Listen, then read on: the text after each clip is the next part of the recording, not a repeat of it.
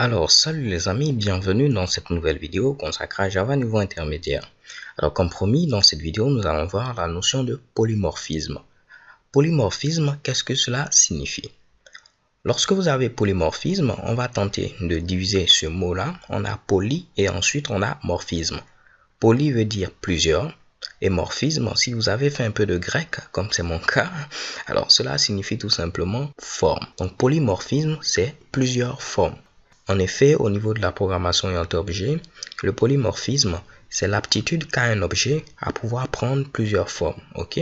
Et l'utilisation la plus courante du polymorphisme, c'est lorsqu'on utilise par exemple une classe parente pour référencer une sous-classe, une classe fille. Alors tout ce charabia là, c'est sûr que peut-être c'est confus, vous n'avez rien compris. Tentons de voir cela en pratique. Je vais vous l'expliquer avec un exemple qui est très fun.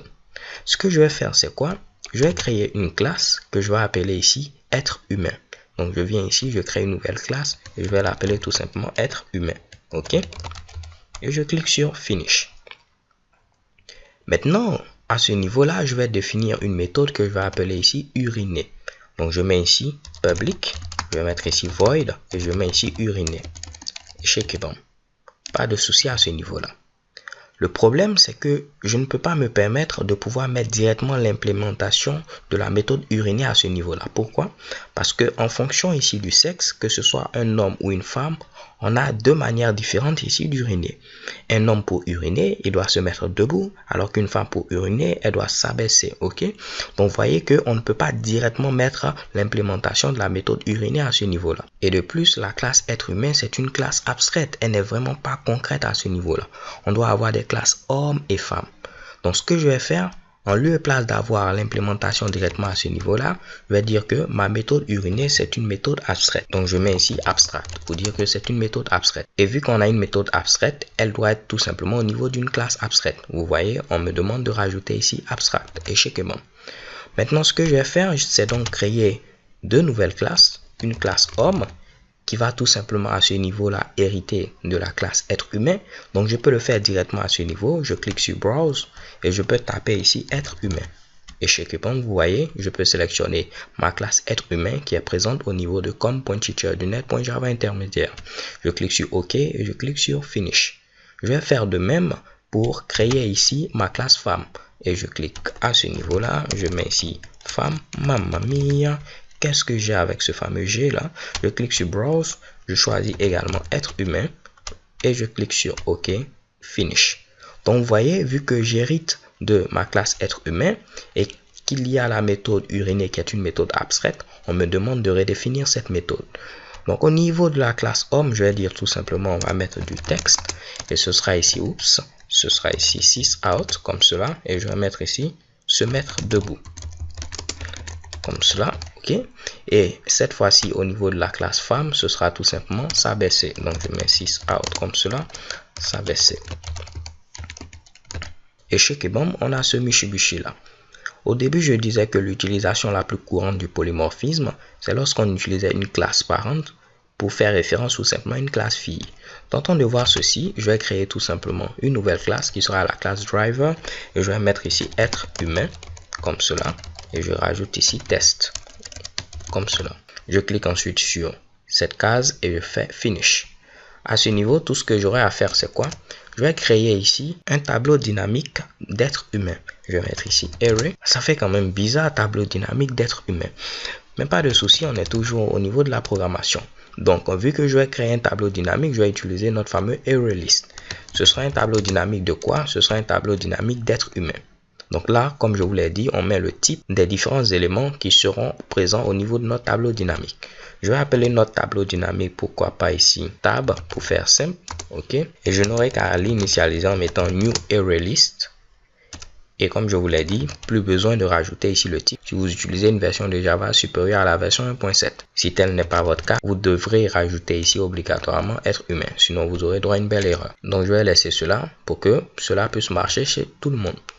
Pas de souci, je descends à ce niveau et je vais dire qu'au niveau de notre fameux tableau dynamique, on va ajouter, pourquoi pas ici, un nouvel homme. Donc je mets ici new homme. Je n'oublie pas de rajouter un petit point virgule à la fin. Je copie rapidement ce Mitsubishi, je le colle plusieurs fois et cette fois-ci, je vais rajouter ici une femme Et là, je vais rajouter à ce niveau-là une femme également. Et ici, un homme. Ne vous inquiétez pas, je vais vous expliquer tout cela dans quelques instants. Ensuite, je vais faire une boucle for each. Je vais dire que pour chaque être humain que tu vas trouver au niveau de mon fameux tableau, ce que tu vas faire, tu vas prendre l'être humain en question et tu vas appeler sa fameuse méthode uriner, comme cela. Et check bon. Je lance l'exécution de ce code et qu'est-ce que vous allez voir? Normalement, on doit voir ici se mettre debout, s'abaisser et se mettre debout. Je lance l'exécution de ce code et mamma mia, se mettre debout, s'abaisser et se mettre debout. Qu'est-ce que vous voyez à ce niveau-là? On a utilisé la classe parent pour référencer ici les classes filles. Ok? Si vous comprenez cela, c'est que vous avez compris le polymorphisme. En effet, au niveau du polymorphisme, en fonction ici de l'être humain qu'on a, il saura quelle est la méthode qu'il devra utiliser.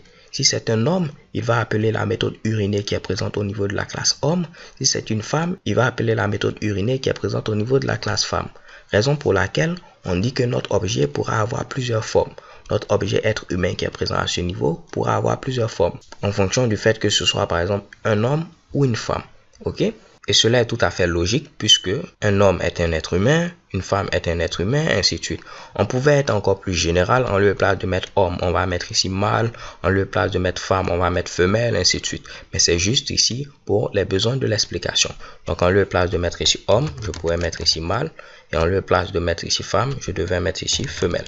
Donc bien sûr, j'aurai une erreur parce que le nom de mon fichier doit être femelle.java. Je peux survoler ce Mitsubishi et je clique sur renommer. De même, à ce niveau, je vais faire pareil. Je survole, je clique sur renommer. Ok? Ce qui veut dire que ici, je n'aurai qu'à remplacer homme par tout simplement mâle, remplacer femme par tout simplement femelle, comme cela. Et là également, je vais mettre femelle. Oups. Et là, je vais mettre ici mâle. Normalement, j'aurai le même résultat. Se mettre debout, s'abaisser, se mettre debout. Alors les gars, c'est tout pour cette vidéo. J'espère que maintenant la notion de polymorphisme est beaucoup plus claire. C'est l'aptitude d'un objet à pouvoir prendre plusieurs formes. Et l'utilisation la plus courante, comme je le dis, c'est de prendre par exemple une classe parente et l'utiliser pour référencer une classe fille. Donc normalement, si plus tard vous voyez par exemple ce Mitsubishi, je vais mettre par exemple ici être humain. Je vais l'appeler ici EH comme être humain et je mets ici new mâle comme cela. Donc normalement, dorénavant, si vous voyez ce genre d'instruction là, ceci doit être clair dans votre tête. Ok, je peux venir ici et après mettre eh.uriner, je n'aurai pas de problème. Vu qu'un mâle est tout simplement un être humain, je peux stocker ce Mitsubishi au niveau de être humain et appeler ma méthode uriner et chez Kebam, j'ai se mettre debout. De même, je pouvais mettre femelle comme ceci.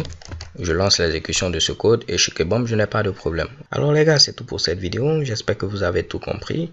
N'hésitez pas à poster des commentaires si vous avez encore quelques zones d'ombre. Je me ferai un plaisir de vous répondre.